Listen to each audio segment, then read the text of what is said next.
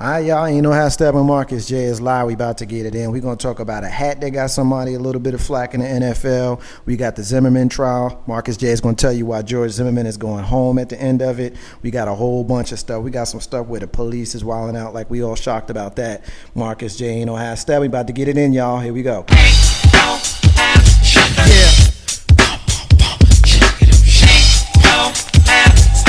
It's about that time. It's about that time to get.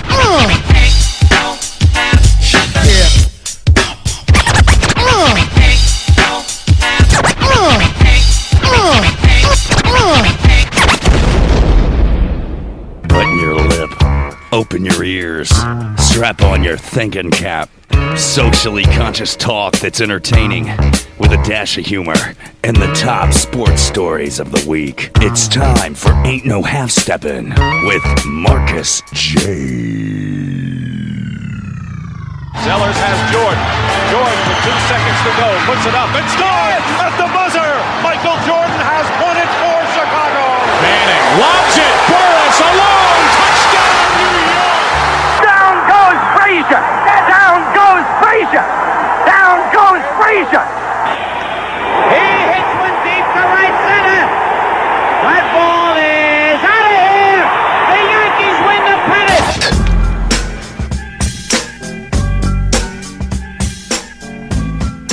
If they lying, then they must be half stepping. Ain't no half stepping with Marcus J is back once again for a live show. Be down with us, y'all. 804-402-2893. Be down with the flagship show right here on Legacy Internet Radio, live from the den. We appreciate everybody hanging out with us tonight. As I let off at the top, we got a live show with a whole lot of stuff to get into. We're going to talk about the Dwightmare. Is it finally over? I'm going to tell you why George Zimmerman is going home at the end of this trial, so stay with me. Stay with us on that. N-word insurance. N-word insurance. That's a crazy-ass thing to hear, and I'm going to tell you what we mean by that. And we also going to talk about White History Month. So we got a lot to get into. Carlton Banks is going to ask, what do you think about it? He's got 2 questions. He wants to know what you think about it. So we getting it in. We got a special guest on the live line and a special guest in the studio. We're going to get to them in a minute. Of course, I want to get with my homeboy on my right-hand side with my main man, Carlton Banks. What's up, my brother? Not much, man. How about you? I'm doing fabulous. That's it's good to good. see you over there. It's always good to see you when we get to do this show. We need to hang out more, man. We only hang out business and stuff, man. I miss you, man. It's got a little bromance going right now, man. I ain't get to hang out with my boy in a long time. Work is, hitting the back of my head, kicking me in the head, and acting like they're supposed to do that, and I can't stand it. I'm getting sick of it. You sick of work, man? I can't stand it. Yes, I'm sick of it. Well, you sick of the 9 to 5, and hopefully you can get a little bit of an escape here with the crew. Ain't no half stepping with Marcus J, of which you are a founding member. So it's good to see you. I'm glad to have you. Sorry that work's stressing you out, but let's put it aside for the next 2 hours, or at least for the next 2 minutes, while we introduce the prettiest lady in the room right now. She prettier than you, certainly. Maybe like a tie with me, but we got Ms. Tony in the building. Hello. What's going on, girl? Not too much. You doing all right? Yeah, I'm all right. I got Monday blues. Yeah, man. You and Carlton Banks, the two of y'all better wake the hell up, the two of you. What's going on, man? Like if I said something incendiary, would I be able to wake you up?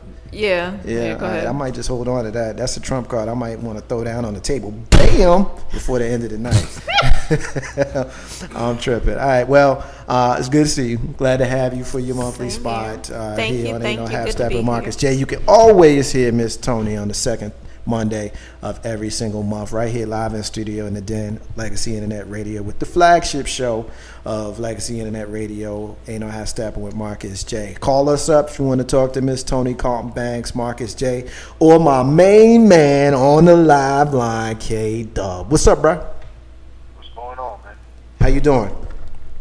I'm good, man. How's everybody out there? Doing fabulous, man. It's good to have you with us as we go through a few things. Apparently, from what I understand, we have you for the entire hour. Is that correct? That sounds about right. That's what it is. Ain't no half step with Marcus J. All right, we're gonna get to some movement in the National Basketball Association in a minute. I got a question.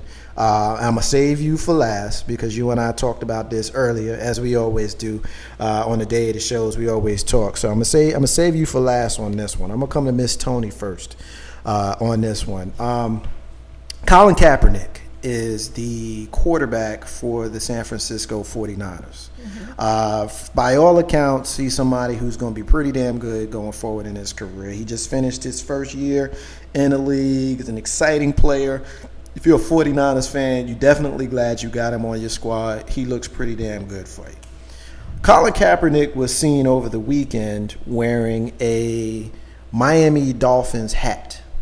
Miami Dolphins is not a division rival. They're not a conference rival. They are another football team in the National Football League. They play about as far away from San Francisco as you can get in Miami.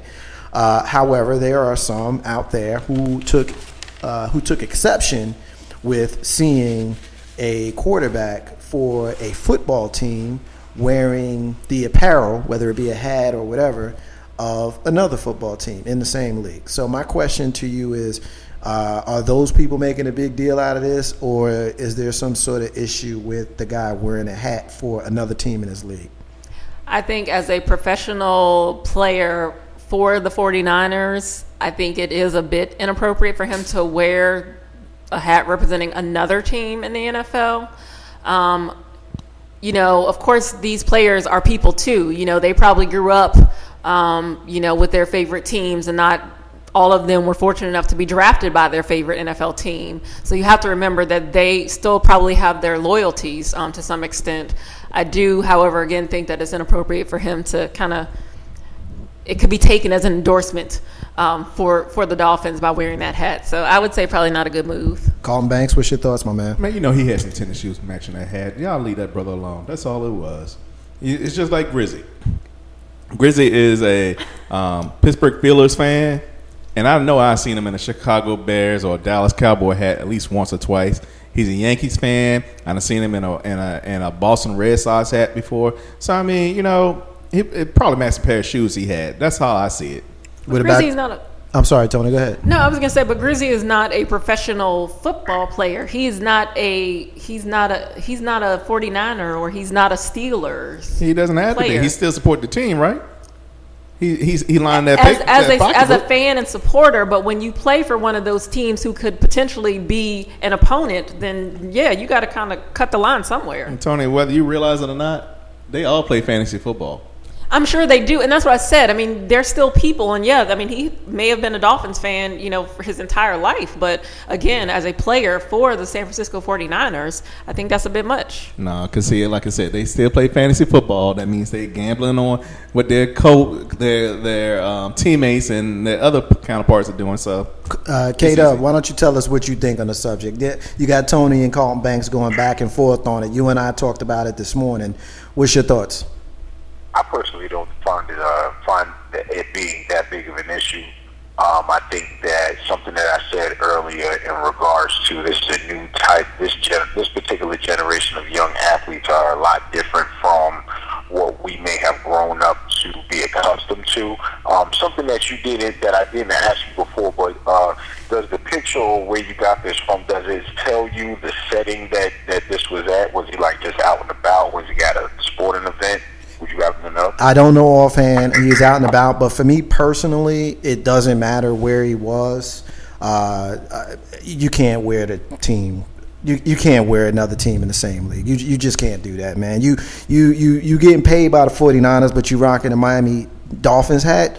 It's just a bad visual. If it's nothing more, it's in bad taste. I mean, does he have the right to do it? Of course he's got the right to do it. Is he breaking any rules? Of course he's not breaking any rules. Do I think he needs to be disciplined, or the 49ers need to do anything to him? Of course not. That would be, trying to, kill an ant with a hammer. However, it's a bad visual. It just doesn't look good. I mean, you got the 49ers fans who see their guy walking around rocking the jersey or the hat or any other kind of paraphernalia for another team in the league. I mean, I don't care that they 5,000 miles away in Miami. That's just whack to me. You don't rock another team's paraphernalia. Once you decide, or once you on a team, you can't do it no more. And as far as Grizzy, I've gotten on him about that, for real. Because I'm offended. I know he's a Knicks fan. I'm about tired of seeing that Brooklyn Nets hat, and I hope he's listening, because I have called him out to his face on it. It's tongue in cheek, but real talk. Like, on a fan level, I agree this is a little bit different. But I mean, for real, I mean, he gives the excuse that it matched his clothes. Like, seriously, I mean, what are we kids? No, but that's it. You say seriously, but that's how it actually happens. I mean, you find a lot of, like I stated, this is a new generation of athletes or whatever like that. So these are the things that you're going to have.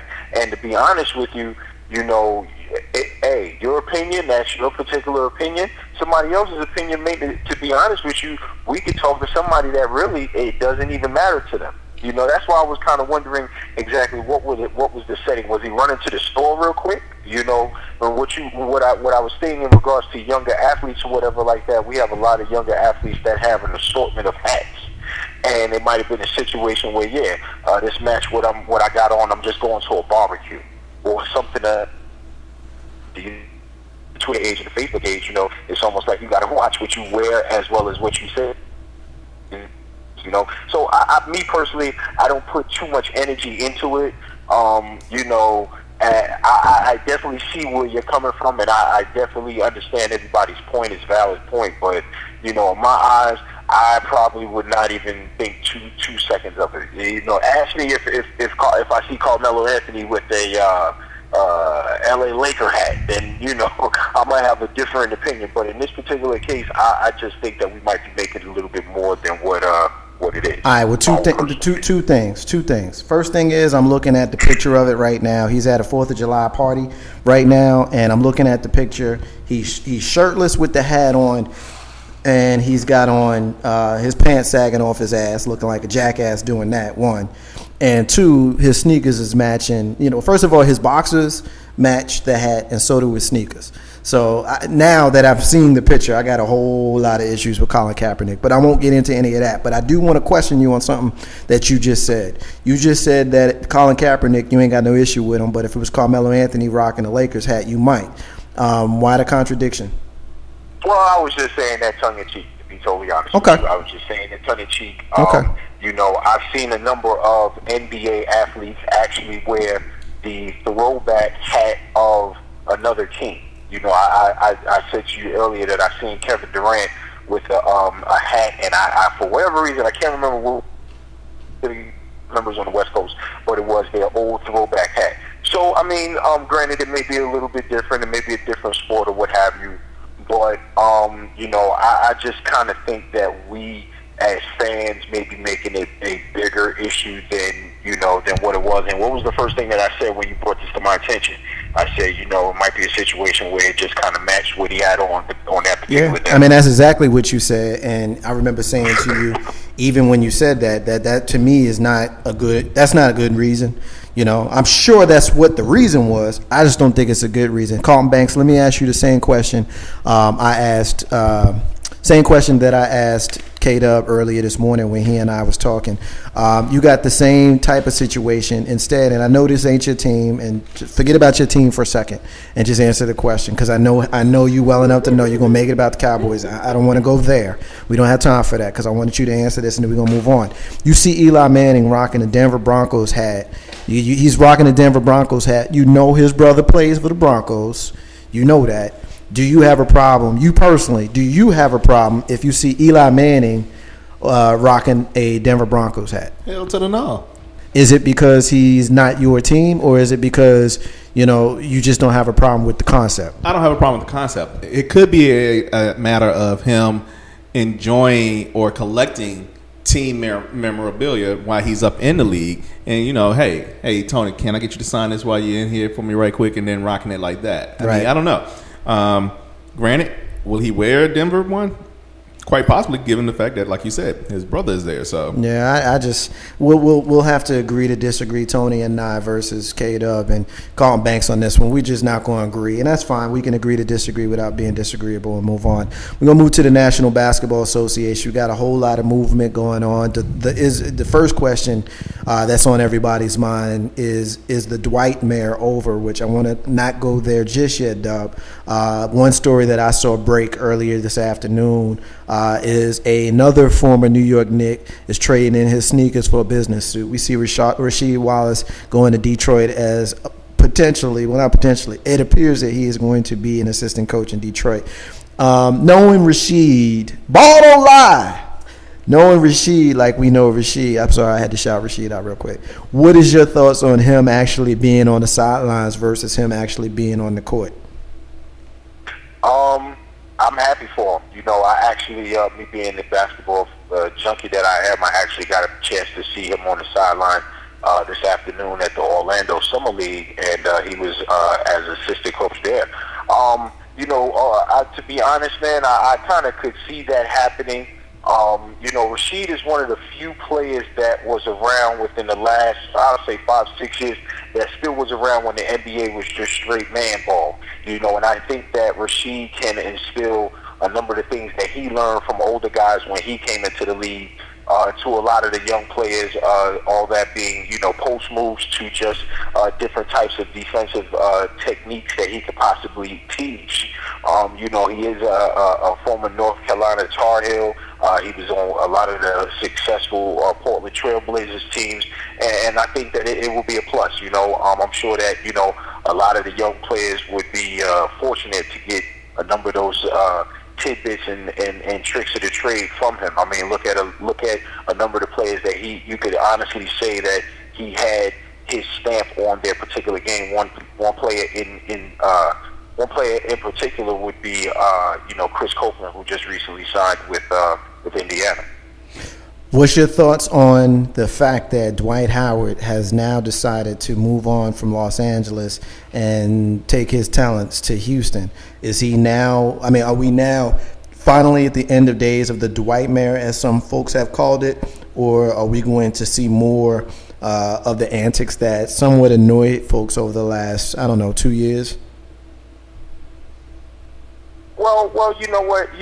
I look at it like this. You know, it's good for you know, him to be able to go to Houston and be able to go there and get his team, you know, get himself in a position of possibly going to a championship game or winning a championship. I look at it like this: when they talk about the Dwight Howard or the Dwightmare, what have you, you know, a lot of the things that we are not happy with Dwight Howard are pretty much off the court type of situations. You know, when he's on the court, you can question different things here and there, but you know, at the end of the day, when you look at the game statistics, he does go out there and he does put up the numbers that you would want him to put up. Maybe not to the level that we would like them to be. I just didn't think that was a great fit for him in LA, and I personally didn't think that he was going to be there for a long period of time. I said this to you earlier. The only way that he kind of, I won't say clear his name, but, you know, kind of get people off his back at this particular point would be for him to win a championship, or for them to go to a Western Conference final multiple years in a row, or even winning the Western Conference multiple times. In my eyes, that would be the only way that he can kind of get away from that bad publicity. Colin Banks, what's your thoughts on Dwight Howard? Biggest thing about Dwight is this: Dwight want the ball. Dwight don't want to have to compete with Paul Gasol and Kobe to get the ball. Now he just got to compete with one person. He wasn't used to competing with two people when he was in Miami, when he was with Orlando. So now he got a chance to get the ball all to himself and do what he needs to do. But the biggest problem with Dwight, he's a liability in the fourth quarter. He cannot score from a free throw line. He can't shoot free throws. He'll give you a defensive presence, which Houston needs, but still, you're in the same. You're back. You're still in the West. If you want to be dominant again, you need to come back to the East, where you really were with a big man. What's your thoughts on that? What he's saying is that, you know, he will be a liability in the fourth quarter in large part because his deficiencies at the line. And if he's looking to be dominant, the East would have been a better destination for him than any team in the West. What's your thoughts? K-Dub, you still there? Oh, I'm sorry. I thought you were talking. You know what, man? Yeah, he does have those deficiencies, but these are the same deficiencies that Shaquille O'Neal had. You know, one thing that I watched the interview with Shaq maybe about a week ago. He said that, you know, what he tried to do was, if in fact he was not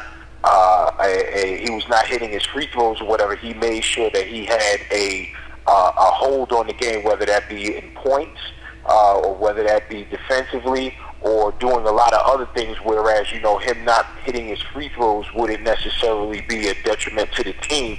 And something that Shaq did say is that, when it came down to it or what have you, he was able to actually, hit those free throws when it counted. Not saying that it doesn't count during the whole game, but, these are the words from the big Shaq himself, So, again, I think that Dwight Howard, he needs to kind of get away from all of the, talking and so on and so forth, those types of shenanigans, and at this particular point in his career, just go out there and make it happen. I mean, looking at their roster, they have a good team. They have a very good team that will allow him to kind of get back to that Orlando Dwight Howard. So it'll be interesting to see what happens, but, we are talking about Dwight Howard, and we kind of know what the baggage that he brings, but it's going to be fun to see what he brings to Houston and how it changes the schematics of that team. When we say him on the when we talk about him on the court, it's difficult to talk about Dwight Howard without talking about Dwight Howard off the court.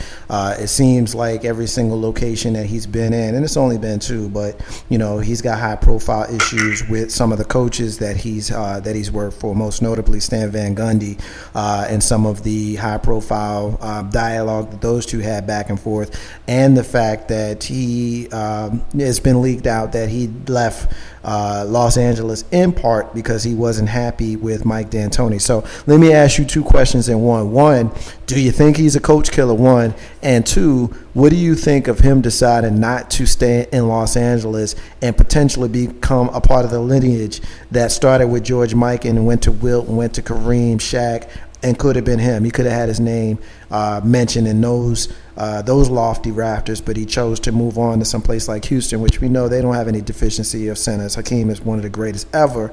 However, is he a coach killer, and did he punk out, basically?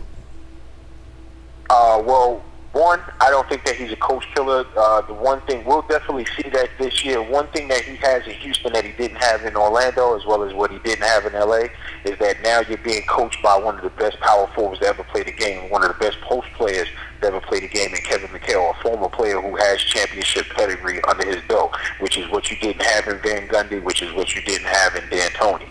So that's one difference. And, it may be a situation where Kevin McHale can probably get through to Dwight in a way that Van Gundy and D'Antoni could not have. In regards to his legacy in LA, I have to agree with some of the things that I've read, specifically from, and I have to go back to him, Shaquille O'Neal, saying that, Dwight Howard just couldn't really handle the pressure or the lights of LA. I'm not sure if that actually was the case, but I think that, a number of different things, from the coaching aspect of it to maybe he just didn't want to be that guy. There was a lot of pressure being put on him in that type of scenario. From what I understand and what I know, Kobe Bryant, he's a great teammate, but he puts a lot of pressure on his teammates, and I don't think that he would have that type of a pressure in Houston. It could be a number of things. We may not know that he possibly may have had, not really a good relationship with the LA front office.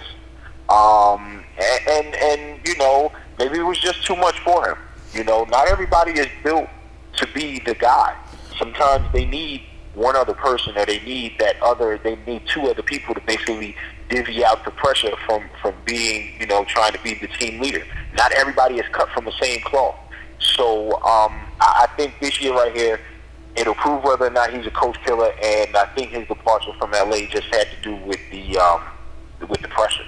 I'm going to ask you on 2 centers. One is in the team he left, and one is on the team he just joined.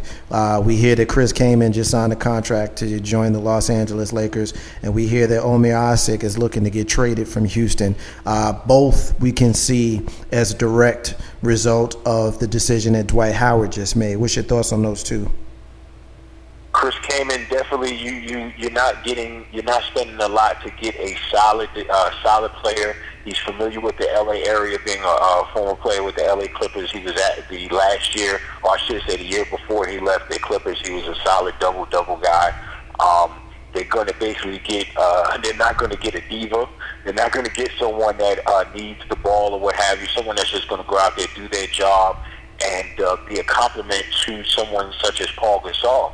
I think that that's a very good pickup for them, and now they can kind of work toward building out their team, whether it be through free agency, so on and so forth. I know that I also heard that Antoine Jameson may be going to the Clippers, so that's another player that they have to kind of prepare and find a spot for, as well as Meta World Peace may not be picked up by the Lakers as well. So, starting with starting with Chris Kaman, that will allow him to, kind of get back into the feel of things, and it may be a good thing for the Lakers. In regards to Ashik, he, from what I understand, his demand was to leave Houston now that they have Dwight Howard. The Magic may not respond to his demand, but in all, he does want to leave Houston. They could go both ways. They could go and keep him there and try to have a big, a formidable 1-2 punch with Ashik coming off the bench, possibly, or even starting at that 4 position. But also, because of the way Ashik plays, he can warrant a good, quality players in return in the possible trade before camp starts in October. So Houston has a lot to play around with right now. If they want to get someone, they want to get maybe 1 or 2 more pieces to put around Dwight Howard, I'm sure that they could do that. If they want to test it out and maybe set a date of December if it's not working or whatever, explore other options. But I think that Houston is definitely in the driver's seat right now with that type of scenario going on. Carlton Banks, what's your thoughts, man? I like Houston right now as a nice squad that can give OKC a run for their money. I think San Antonio is done. I know we're not talking about them right now, but OKC has a good complement of young guns, and now when you add Dwight to that mix, you got somebody who can battle KG when he comes into the net. I think you mean Houston. Houston, I said, yeah. What I said? OKC. Oh, OKC, yeah. When Dwight gets in there, I can't even think of the boy's name now. So y'all got me all messed up. Y'all know I don't do basketball like that. I should keep my mouth shut sometimes.